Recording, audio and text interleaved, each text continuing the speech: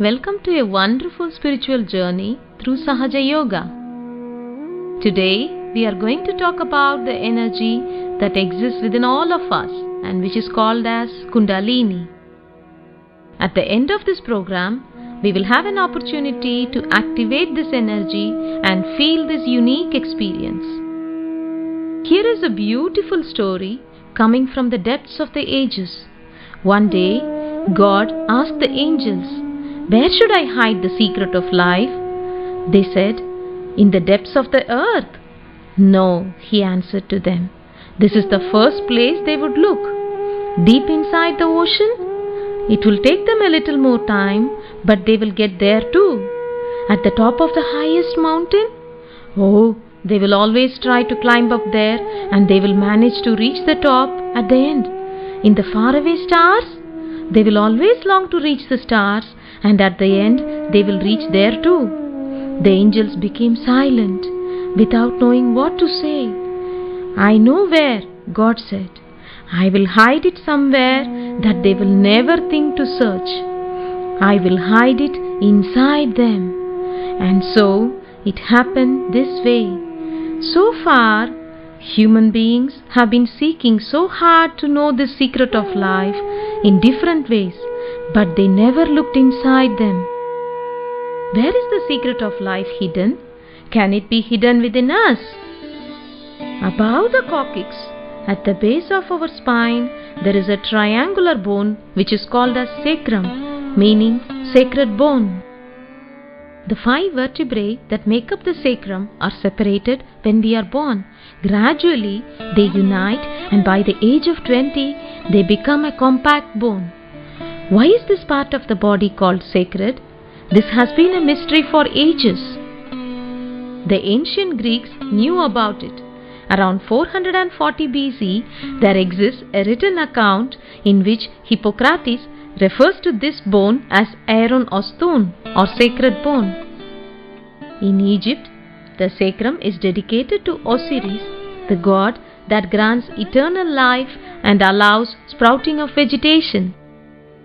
Later on, the Romans adopted this term and called it as os sacrum, which is the medical term that is used even today.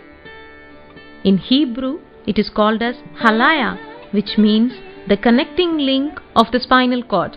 It is derived from the word Yah, which means God Yahweh. According to the Jewish tradition, after death, even though the rest of the body decomposes, this bone will remain intact and will become the starting point for the revival.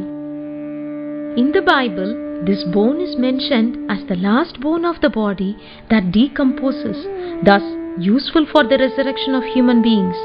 We can find the following in the book of Psalms: "It watches all the bones, one of them will not break."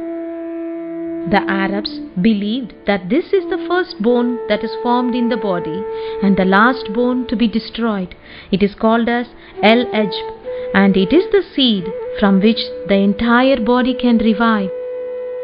The prophet says, "Everything will be perished from the human body except the coccyx, and from this bone Allah will recreate the body."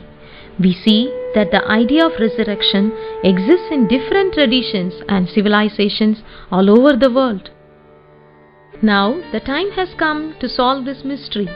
What makes this part of the body sacred? It is the existence of an energy within it, which is called as the Kundalini. You can see the position of this Kundalini in this chart of the subtle system.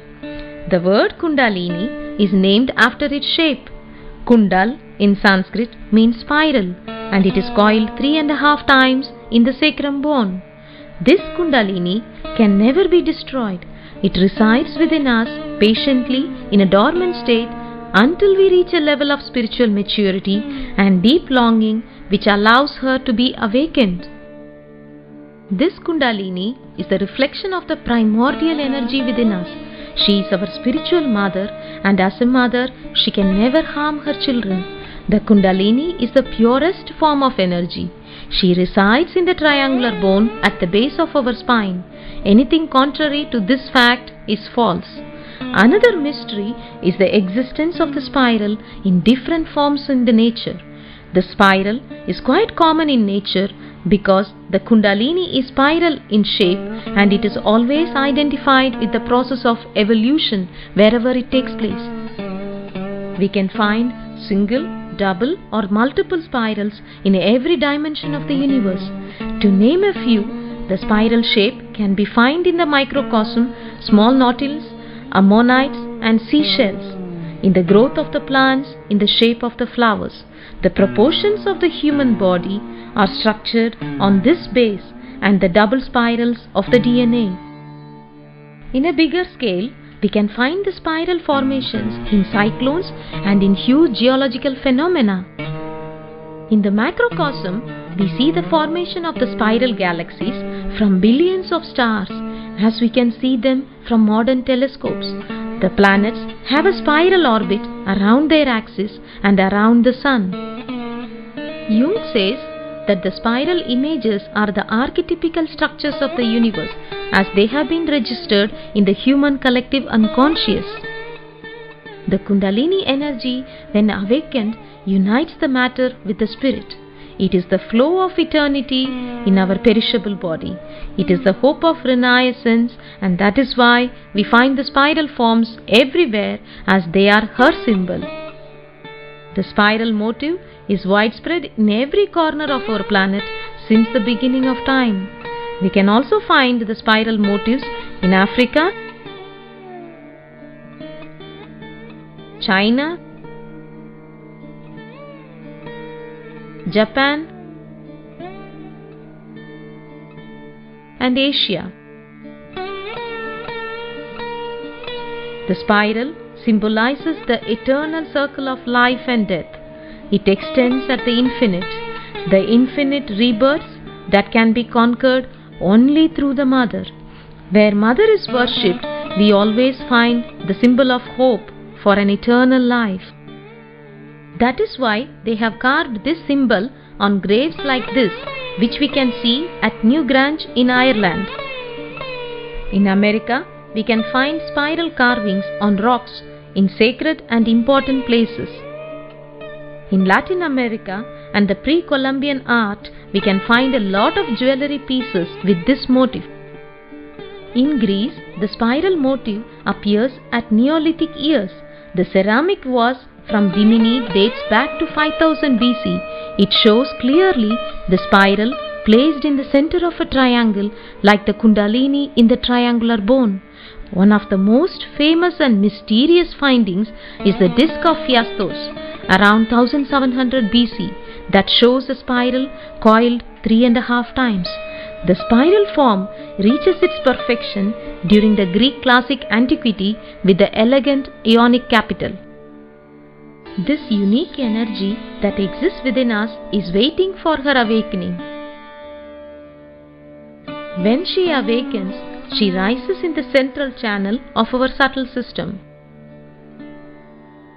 Our subtle system has 3 channels and 7 energy centers or chakras. When the Kundalini gets awakened, she rises through our central channel, which runs along our spine and finds her way out from the top of the head.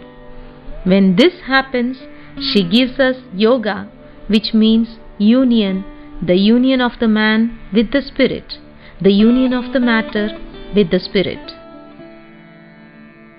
All the religious traditions have mentioned about the union with the divine through the awakening of this sacred energy.